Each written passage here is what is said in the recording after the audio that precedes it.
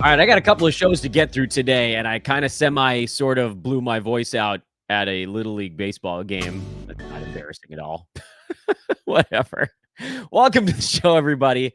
This is Old Man Squad Fantasy Basketball. I'm Dan Besbris, and we are back into Expert Mock Recap. Actually, two of those coming up today. First of which with Thunder Dan Palyo. That's going to be in about 1 minute. And just a quick reminder before we get started that today's show is brought to you by our buddies at BetOnline, the world's most trusted betting platform and your number one source for everything football. BetOnline has every stat, every matchup, and even live odds and spreads to bet on during the games. Think you know your stuff? Get in on the $200,000 mega contest and pick 5 games against the spread every week for your chance at weekly prizes and a share of that $200,000. When the game is over, roll on down to the online casino. Play a little blackjacks and poker, unwind with one of over 150 slot games. Head to the website today to get in on the action. Bet online. The game starts here. Thunder Dan, my buddy at Thunder Dan DFS on the socials. That's where you can find Thunder Dan. I mean, I don't just call you that. That's who you are. What's up, Thunder Dan?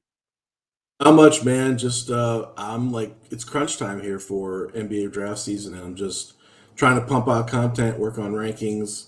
Oh, and also there's this whole NFL thing going on too. I don't know if you've paid attention to that. I don't. You're probably good for you because and baseball playoffs start today. So like that I do pay attention to. I'm very Dodgers, excited. man, right? Dodgers. I'm a Dodgers guy. I'm rocking the hat. I have zero confidence at all because they have a grand total of 1.5 viable starting pitchers. So we'll see. Ohtani's going to just homer them he's just going to will them to victory 7-5 every day. Good Lord. Could you believe the run he went on at the very end of the season? That was really. He's literally, I'm sorry, I know it's a basketball show, but like I was watching a video the other day and someone was talking about the fact that he's not the lead story on SportsCenter and like football. And I'm a football guy. And we're talking about like the Titans and like the Dolphins and stuff. It's like, it's crazy because you had a historic season and an historic end of the season. And it's kind of sad that baseball used to like be coming into its big time in the fall. And now it's like, has to compete with like the football because there's football every freaking day of the week, right? Yep. Ain't nobody touching football. That's just the way it is. It's the Shohei thing is unbelievable because he was just like, you know what? I'm not going to pitch this year because I'm re-upping from Tommy John. So I think I'll just go for a 50-50 season instead. Yeah. How does that feel for everybody? Okay, we're good. God. Remember when there were a couple analysts out there that were like, Shohei's probably going to lose a little bit of money because he had Tommy John. Are you kidding me? Like he's basically underpaid now for his just hitting. Like based on the production. Anyways, I don't want to. Anyway, I know. Good luck to the Dodgers. Good luck to the Dodgers. Who's you're a Pirates guy, right? The Pirates fan. We're all rooting for Garrett Cole to win the Rookie of the Year. That's about all we really care about right now. So you got Skeens on Rookie of the Year. That's fine. What did I say? Garrett Cole? I meant Paul Skeens. My God, what's wrong with me? Former Pirate. So, by the way, I should let everybody know Thunder Dan, as I mentioned, you can find on Twitter at Thunder Dan DFS. He is the grand poobah of all things fantasy at Roto Baller. You are the lead NBA, MLB, NFL DFS analyst. When we talk about this every time, I don't know how you cover all three. My brain explodes. I don't either. You're a sick individual, but sick individuals are always welcome here on Old Man Squad shows. You can find me, by the way, on social at Dan Besbris, at Old Man Squad on Twitter and TikTok. Yes, I'm on TikTok now. And Old Man Squad Fantasy over on Instagram. I don't really know what the hell I'm doing on those, but I'm on them. So, everybody can screw themselves. Here's classic old man Besbris. I know. It was a real get off my lawn vibe this morning. Thunder Dan had the 11th pick this is a 9-cat games cap roto mock. But, one of the things I was talking about with Josh on the show last week was how it's really like, I didn't feel like that many teams changed their strategy markedly because roto versus head-to-head element, it was almost I think folks changed their strategy because of the game's cap element, because you can get away with taking a little bit more risk, a little more old manery in your rosters, because if guys miss 20 games, you just plug in someone else. You're not taking zeros for that, because you can only get 82 out of that particular roster slot. Is that Mhm. sort of the way you felt about this draft as well? Was there a big difference you felt between Roto and head-to-head, or was the difference more like, I don't have to worry about if someone's going to be down in March versus playing in March. I don't have to worry about if somebody's going to miss 10 games kind of thing. Yeah, I think based on looking at the board, how some of the guys drafted aggressively, um, that makes sense. And with Kate, my first pick, Katie, same kind of thing. Like he's been pretty durable, but he's getting up there in age. Um, I do agree though that if you look at the board, you can hardly tell if it's roto or head to head based on where guys went because everybody's pretty close to where they would normally go, Mm-hmm. anyways. So yeah, now I don't have for my team a whole lot of real major injury risks. I guess Brandon Ingram's pretty would call himself an injury risk these days. But yeah, I mean that makes sense. The games cap thing, and obviously with taking someone like Embiid, yourself, right? It's just Oh, yes. I mean the fact that he You fell to rang. 8 is like right into your lap at 8. I know you were probably real stoked about that. I was, yeah. And, for a games cap, I didn't even have to think about it.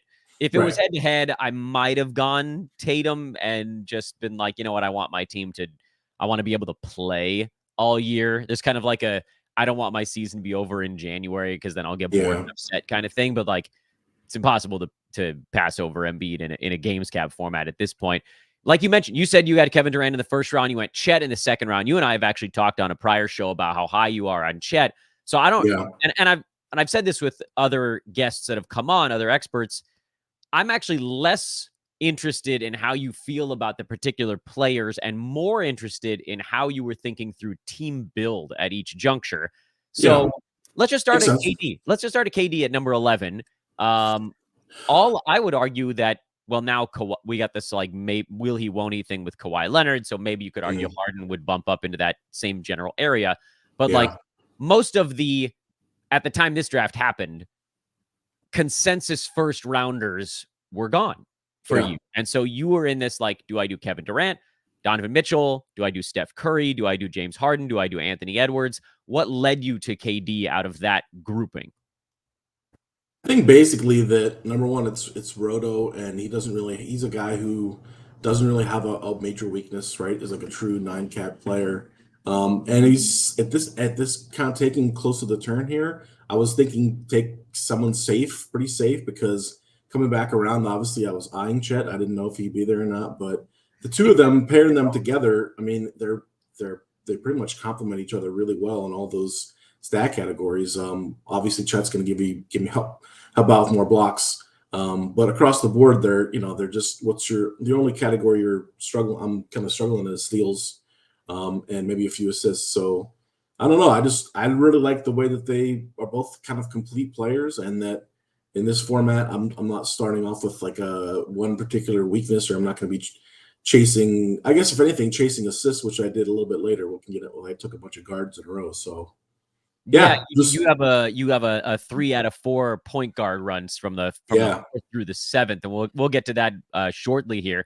But I love that thought process because again, you're thinking through like how does it match up with one another, and based on people that are watching. Please, by the way, if you're watching, hit the like button and subscribe, and then obviously if you're listening after the fact, subscribe and drop that 5-star review. Comments also welcome. I forgot to mention that at the outset.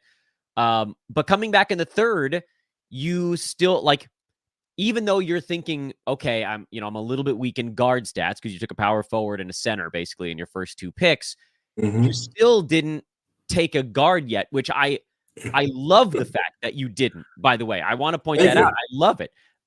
Because so often I think we get caught up in this like, oh no, what have I left on the table after 1 pick, after 2 picks, Hmm. that we start to ignore the guys that we had wanted all along. And then we get Yeah. to the draft and we're like, well, why the hell did I don't remember what did I do here? Because I get it. Assists are hard to find later in drafts. Points are often hard to find later in drafts, but not impossible. And Right. also, you don't want it like it got to you at 3-11. I'll let everybody know you took Karl-Anthony Towns. So if you're not watching along, you know what we're about to talk about here. You're like, if you wanted guard stats there, you could have reached down and grabbed a Cade Cunningham. You ended up taking Dejounte Murray, who, it's unclear exactly how like point guard he's going to be this year, but Right. he's going to be guard-y at the very least. Yeah. But you wanted Cat. So you took Cat. So talk me through how that thought process went, because you were just like, I know I'm loading up on big man stats at this point, and this again was before the trade, so this isn't even better. Oh, I was gonna say I had the foresight to know that he was going to be traded. Yeah, and when no go one, back to playing center minutes. when no one knew. Yeah, no, but I mean, I just again the fit is perfect when you're looking at like, I mean, I guess years ago when it was like a cat, you could probably get a cat KD pairing. I'm thinking like 2 years ago, I may have done that before because again, the categories just are perfect, right? You're going like strong field goal percentage, strong points, rebounds, right? Some blocks, um, great percentages, right? And you're just really kind of like assists and steals are your two weaknesses. So and Cat's a pretty good passer, though. I guess depends on what offense he's in, but yeah, to me it was just like okay. I mean, I was looking at Bam there too, and then Bam got taken right before me. And I was like, well, there we go. We'll go Cat. And then after that, basically on the turn, then I'm looking at, all right, I need a guard coming back because I couldn't go. I didn't want to go 4 in a row, big men. So I'm going to jump to your next question. Why Dejounte Murray? Basically, I'm just not a big Cade guy. I know some people are really high on Cade. I think Detroit is a hot mess, and I worry about shutdowns, and I worry about his health. And I was kind of building. This whole team kind of just feels like a real safe team for the most part, with the exception of like Ingram and some other guys. Like it was kind of just like I'm going to build this really boring kind of safe team that would be competitive in this format. So Dejounte, we don't know if his assist will probably take a hit, but where was he at last year? I'm just looking. 21, 5, and 6.5. So like, heck, man, even if he's like 18, 5, and 5 or something, like he's still going to give you pretty good field goal percentage for a guard. He's still going to get you steals, right? And he shoots well from the line. So it's like, he's a good roto player, and he was still there in the 4th round. Like I think in most conventional drafts he's probably gone, but because this is an expert draft and most experts are pretty low on him as joining the Pelicans, I felt like he was not that he was a value there, but he was just like a real normal safe pick there. Yeah, I have no problem with Dejounte in the 4th round. When he opened up on Yahoo boards, he was going late 2nd. That was problematic, but now he's fallen far. Way too high. Just kind of, right. And I feel the same way about Desmond Bane, who went right before you there. He opened up at like 26 or 27, and now he's going in the late 30s, early 40s. I'm like, okay, we've finally got these guys where they belong. But I actually do have 2 strategic questions on your first 4 here, as sort of like, well, one of them is about the first 4, and one is more about an individual player. Where do you like Cat now after he's been traded? I mean, that looks like great value now, right? If you get him 311 like that, I assume he's probably going to go much closer to the end of the 2nd round, right? Beginning of the 3rd round, because obviously we know that he's going to play center, or we think we know he's going to play center. It's going to help his rebounding, and that they're going to obviously play through him a lot. Because it's him and Jalen are going to be the offense. Most of those other guys are kind of like supporting players, those wing guys, not really traditional scorers. So I think we're going to see him. Maybe he won't go all the way back to like his peak years in Minnesota with scoring and everything, but I think he certainly should improve a little bit compared to what he did playing next to Gobert. Is there anything you would have done differently through 4? You think if you were in a head-to-head league, like would you have been leaning into a punt at some point? Yeah, I mean, I don't know, because the guys I had taken early don't really necessitate a punt. Right. If I had gone if I didn't go guard here and I'd gone with trust me, JJJ was right there. He got taken after me. Great. And I've thought about it. I'm like, my God, that's probably insane. Like, don't do that, Dan. Like, that's just not necessary. But at that point, I may have had to consider like a punt assists or punt threes or something. I don't know.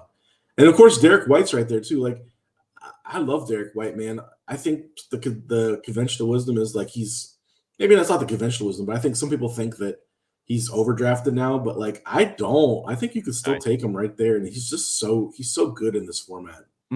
I was going to take him if Rhett didn't get him right in front of me.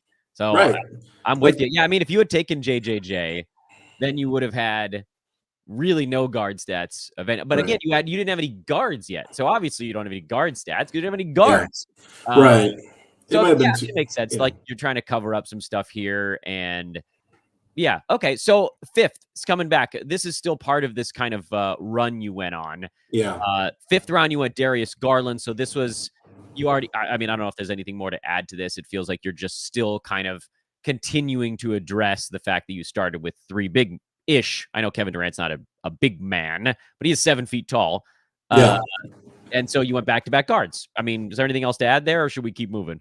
I just think Darius is kind of a nice bounce back guy this year. I think in general the Cavs, from what I'm reading about Kenny Atkinson, they're just going to play him some less minutes. I think he's going to probably make a concerted effort to split Donovan and Darius's minutes a little bit and stagger them more. And I think obviously we've seen what he can do. Even a couple years ago when he played with Donovan, he put up like 7-8 assists. So it's not like he can't do it. I think he just had a rough year. He got hurt last year. Missed a bunch of time. I just think he's a heck of a good player to be drafted that late, just overall fantasy player. He seemed like a value to me. I mean, when Brandon Miller went ahead of him, I'm not judging anybody's picks here, but no, it's fine. You can call I love Ayton. I like Tobias Harris. I guess. Hey, now. All right. I mean, I'm just saying they're boring. Kind of like. Well, I don't know. Darius. Yeah, Garland's I probably should have taken Garland there. Donovan Mitchell gets hurt. Darius Garland's like a 20-10 kind of player, man.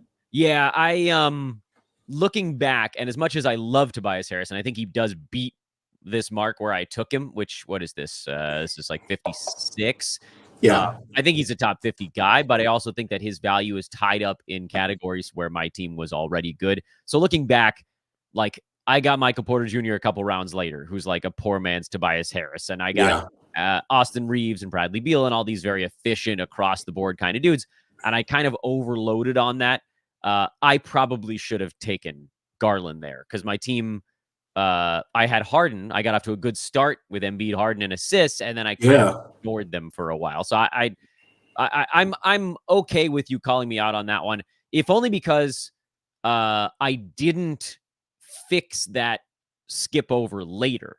If I had taken a guard, if I went Josh Giddey in the 6th instead of Beal, then maybe I'd be like, oh, well, this is where I switched back to get a few more assists. But also, I think the Bulls could be really messy this year, so I didn't. It is, yeah. But yeah, I mean, I think you're right. And Garland, 8 cat's going to be a lot better than 9 for him. So if you don't have a ton of turnovers, which by the way, your team doesn't have a ton of turnovers, then that's not a thing that's going to impact you quite as much. So Brandon Ingram was your 6th rounder coming back. You've mentioned him a couple times on this pod already as a player that maybe you feel less happy about that pick. I'm generally down on Ingram because I'm worried about how the Pels sort of split everything anyway. Yeah, is this the one you want that you want back basically?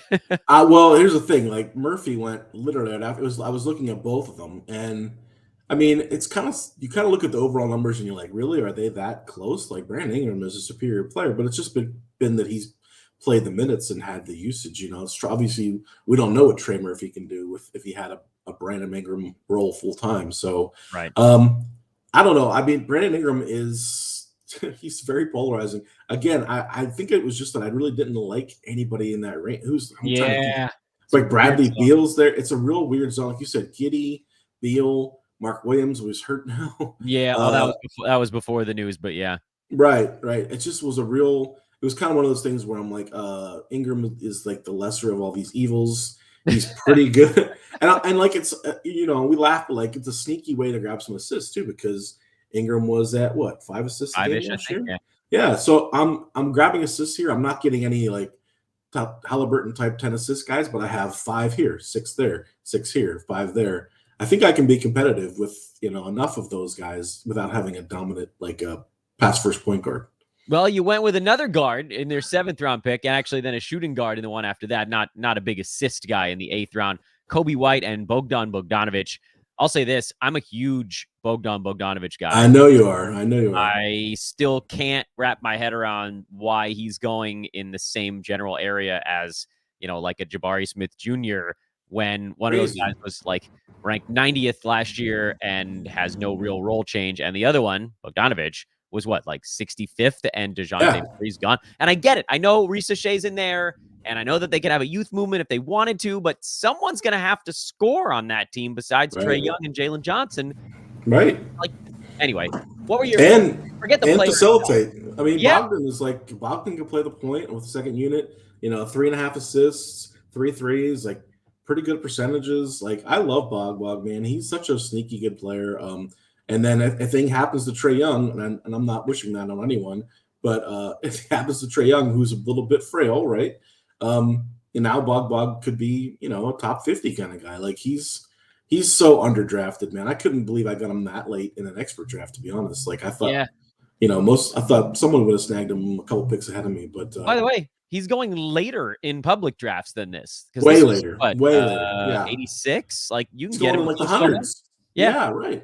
Yeah. So strategically, what was the plan here with Coby and Bogdanovic? It seems like Bogdanovic was a guy you took just because you liked him, which I mean, that makes sense. Was Coby White still kind of like, I got to continue to get back in the assist department, or was he a guy you took because you were scoring? Yeah, I mean, I'm not necessarily, I like him. The big question mark is like obviously what happens with Giddey, what happens with a healthy Levine, and Lonzo Ball. And Lonzo Ball. My God, Lonzo Ball is going to play this year. So, like the assists from last year might be a fraud. Like I don't know if he's a 5 assist guy, but here's the thing I think about him: that he showed last year that he can score at the rim. He even if he has a perhaps reduced role from what he did last year, he just feels like he's pretty safe for points, assists. Obviously, not a great steals guy, but points, assists, threes. Decent percentages, not gonna like tank percentages. Again, I was trying to fill in guards where I could, and it was like him or Giroux, Austin Reeves, Hero. Obviously, Cam Thomas is a big no. Thank you. I'm looking at the other guards in that draft. So I don't even like Poole. Poole was taken ahead of him. I'm not a Poole guy. Sorry. It's just one of these guys who I'm like, I like Coby White. I like his game, and I think he's even in a reduced role. Maybe a 6-man role he would thrive in, like as the gunner, off the bench. So I like him. You had Deni Avdija in the 9th, and you've talked on this show about how you like Avdija to just sort of rack up counting stats in Portland. And Trayce Jackson-Davis in the 10th. Is this a part of a draft? Talking to Thunder Dan DFS, Thunder Dan Palyo, I forgot to do. I want to try to mention that at least a couple times during the show. Is this a part of a draft where you're attacking team weaknesses, or is this a part of a draft where you're starting to gun for upside? And kind of when does that pivot happen for you? I think right around there. I mean, obviously the 2 Thompson brothers were taken right before him. I was looking at both of those guys pretty hard. Even Daniel Gafford, who got taken after him, I like Gafford a ton.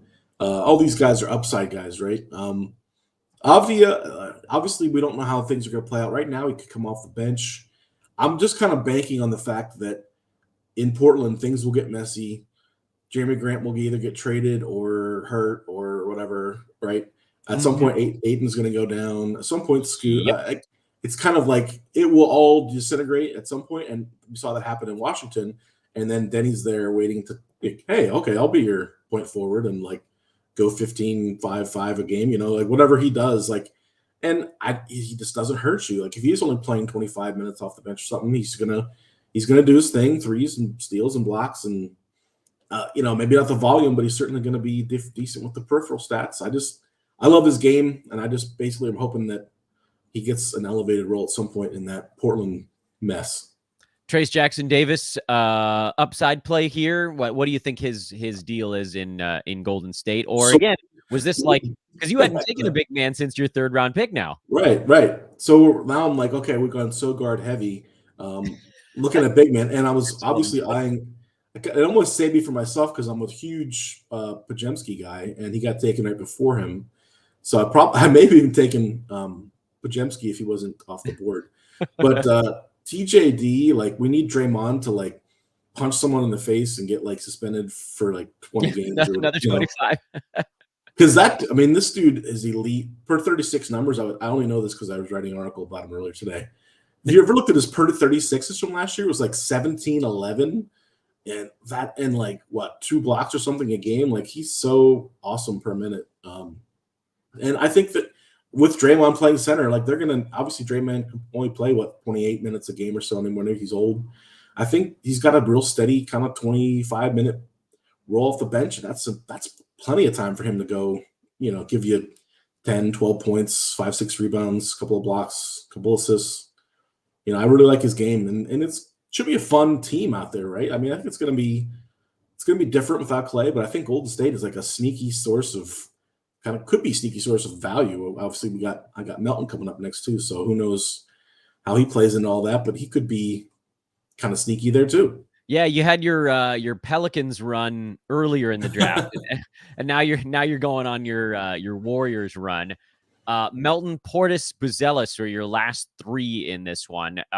Again, strategically, do you even, like, when you get to your 10th, 11th, 12th, or 13th round picks, are you thinking about team build at all at this point? I mean, okay, so let me rephrase that question. Sorry. Sorry. If you were punting, you probably do a little bit more because it changes the way that you're looking at players a little bit. Yes. But right. So I guess then that's a two-parter.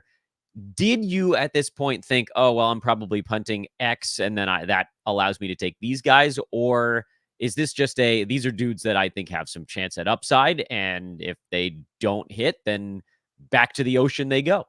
Yeah. I think the latter of the two there. I Got it. In a punt strategy or head-to-head format too, like there are certain guys down here who have more value because of that.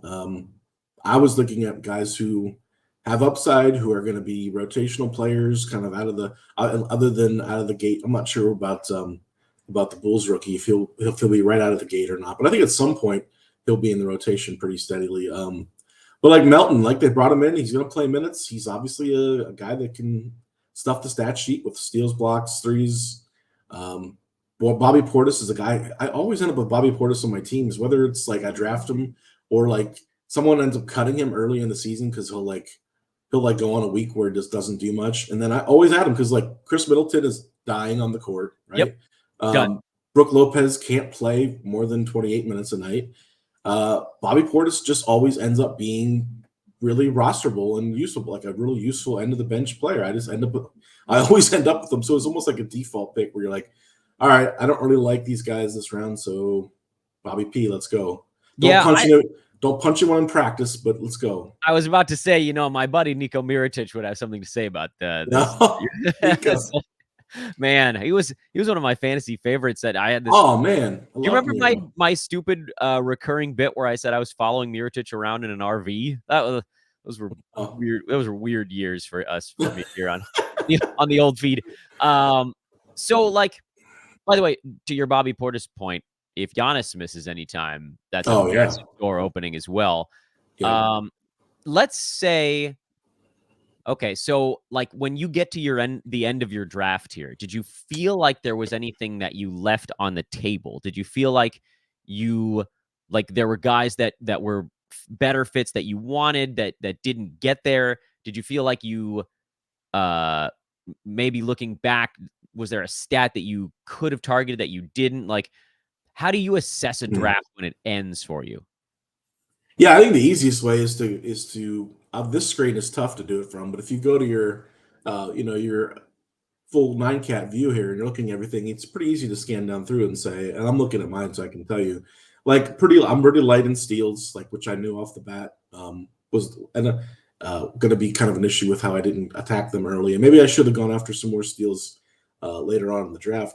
I think I'm okay in assists. Where, like I said, I have enough 4 and 5 and 6 assist guys to be at least be in the middle of the pack, but I think I'm good enough in like the percentages, threes, points, rebounds, and even blocks with Chet. That I would be in the mix in all those categories, or have a chance to finish in the top third or so of the field with that. So again, in hindsight, maybe could have addressed the steals and assists, but after I kind of started with that build, I just kind of kept going with the strengths of those players. There was nobody in that late in the draft that I thought could like totally fix my deficiencies. So right. Yeah. I mean, like, you know what I mean? Like, you're not going to get like a 2.5 steals a game guy in the 9th round or something. So yeah, those guys are gone. Those guys are gone, and you're not going to get a 6 or 7 assist guy after the 6th or 7th round. So Yeah, I mean, I'm looking at it now, and I remember looking at it when I was done, and I was like, this is a pretty decent team, a pretty good team. I would obviously, probably in a real league, like maybe make a few trades or be active on the wire earlier in the year to try to address some spots. But yeah, I like the last 4 or 5 guys. I think all have decent upside. I'm really high on that on the Chicago kid, man. Like he looked awesome in the summer league, and I even traded for him in that dynasty 30-team dynasty league that we're in, just because I was like, why not? I think this whole rookie class is like kind of nobody really knows like who's going to be good from this rookie class, and he might have been one of the better players in the draft, and he got slipped down to Chicago there. So Sort of a weird, maybe difficult hypothetical. Talking to Thunder Dan Palyo at Thunder Dan DFS on the socials. If this was a head-to-head league, at what point during your draft do you think you would have leaned into either a punt or just sort of like a strengths weaknesses kind of build? Like, is there a juncture where you would have done things dramatically different in this one, or smaller tweaks? I think probably after Cat, if it's a head-to-head league, and after Cat, I take Cat, I probably would have maybe leaned into the kind of the punt, sister punt, steals kind of format, and kept going that way instead of kind of trying to correct it with the back run on guards. I probably would have, but again, how drastic? I don't know if it would have been drastic because you still need guards. I Yeah, maybe sure. I You may got have to draft like one. I may have like gone with like Drew Holiday um instead of Garland because he's a better rebounder and a better shooter from the field. Like there's certain guards, maybe Derek White over Dejounte for the field goal percentage and the blocks. Like there's certain little tweaks you would have if you were really heavy punting. But like they're not major tweaks; they were pretty minor tweaks, I'd say. Okay. Yeah, that's kind of what I was expecting too, because I feel like we get so caught up in, and I say we as like the general population playing fantasy sports or fantasy basketball, of this like, oh well, you got to be the absolute worst dog do in this category. But like at the end of the day, you got to fill your center slots, you got to fill your guard slots, you got Right. to fill your forward ones. It's about those little things around the edges. Like you said, even when we were talking about it, could I have gone Drew Holiday instead of Coby White? Sure, but I wanted a few more points, maybe a few more like guardy stats, but Drew a little better at maybe like more big manny in his guard stats, a little more well-rounded and covering up some other stuff. If you had, the interesting thing is like Coby White is a low steals guy. Like Yeah. he would have actually fit that bill. So I don't know that one necessarily would have changed at all for you. So Yeah. You're right. You're right. no, I mean, I don't want to like put words in your mouth or anything, but I No. don't think the changes are as significant as we sort of feel in our brains. And it's why almost the first thing you talked about on this show was I didn't want to think about a punt right out of the gate. I can take some Yeah. guys that are just guys I like, guys that are good, and see where the chips fall. What am I good and bad at? Okay, for you had a power forward and 2 centers who were excellent percentages guys. So you got great percentages out of your centers. That's probably a thing you should attack, because now like all you had to do is take a guard who's not bad at free throw shooting, and you've got a good free throw shooting team. You've got blocks in great shape from KD and Chet Holmgren. Okay, guards that I look at later on, maybe I want a guard that can also block 0.6 shots per game, just to kind of Yeah.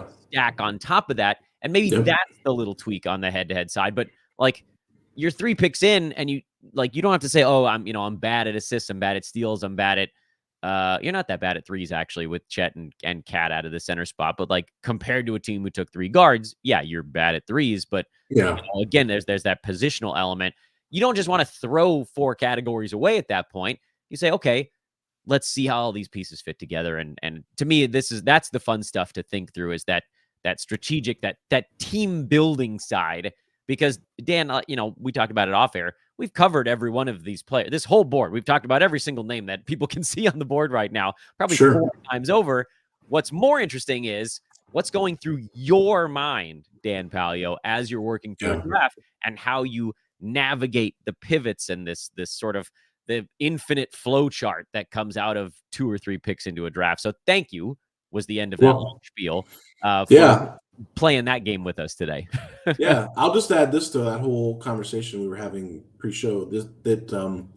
I think going into a Roto draft, for some reason, my mind is like, hey, do normal things and pick normal players and don't force anything. Do normal And stuff. I probably need to do that more in head-to-head drafts because I mentioned earlier, like I get into these like, oh my gosh, I got the two best block guys early. Like here we go, like we're building a blocks team or we're building a big man, and like you don't necessarily have to do that or force that. And we were talking earlier, like you can build a team that's really good in 6 or 7 categories.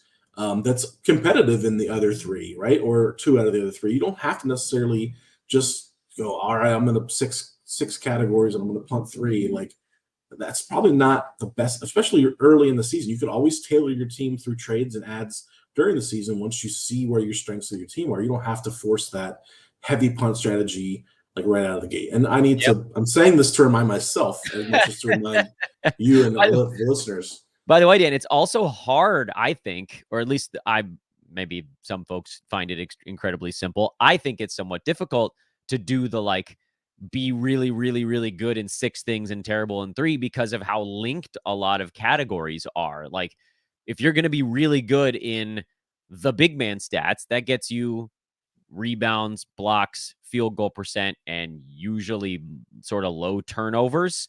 Right. Okay, great.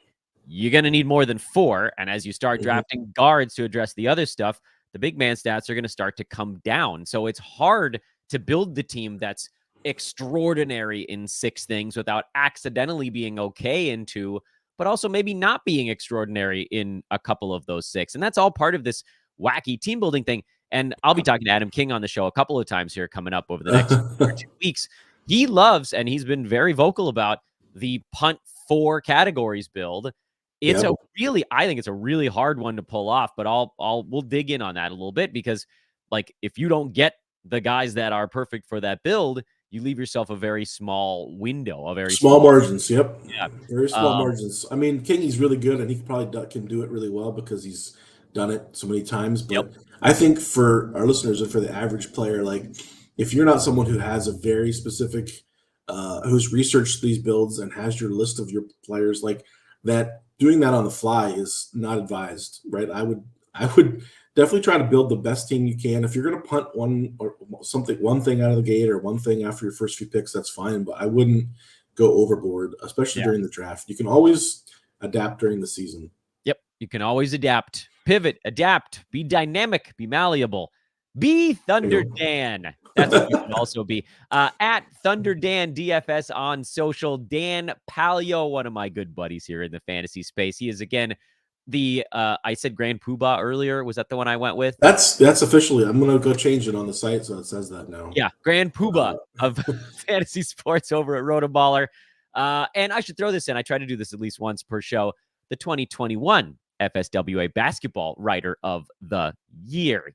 Thank you. You are a former champ, my good man. Is that hardware in the background? Is it back there behind you somewhere? I have it here somewhere. It's here. I can put it up here if people want to There we go. Oh, wait a minute. I screwed it up and I took your face off. There it is. That's the view I wanted to get. Boom. Look at that sweet thing. Yeah, it's I'm sorry, I was gonna make a joke. I said, look at that sweet thing. And I was gonna say, and the trophy. Oh, Hey-o. you're too kind. You're too kind. Yeah, I know. Listen, if there's one word that describes me that you used, it's malleable. Because after we're done, I have to go work on NFL betting predictions and then finish my 150 rankings for basketball, and then maybe watch some baseball. So also personal life. Oh, what's that? I mean, yeah, I got picking my kids from school too. So you're right. You're right. That's right. Thank you, Dan. Appreciate your time as always. You got it, brother. Good luck this year. That was the thunderous one. And I know that, historically, these draft recap shows have generally been more like 25-minute episodes. And I know they're going a little bit longer now as we get into this strategic side of things. But to me, that's the stuff that helps you guys more. And, if somebody's tuning in for the first time, they might want me to go through each player on, today, for example, Thunder Dan's team. But we've talked about all these guys. At this point, I have to assume to some degree that you guys have watched or listened to some of my previous shows. And I know that, like, one thing that you're taught in sports broadcasting in general, is treat every show, every game, whatever, as if it's to a brand new audience. And I try to do that as best I can. But on these types of shows, I want my brand new audience to understand the strategy side more than the player individual rank side, which again, like, you can go through, you can find stuff on all of these guys, and we'll probably talk about them again between now and when the season starts, because I'm sure Yahoo's going to have a board readjustment, and then we're going to redo the top 100, and we'll redo the sleepers, and we'll redo the perfect team, we'll redo all that stuff. But like for now, the ones we did through September, by the way, happy October, everybody, should apply to this type of segment, show, whatever you want to call it.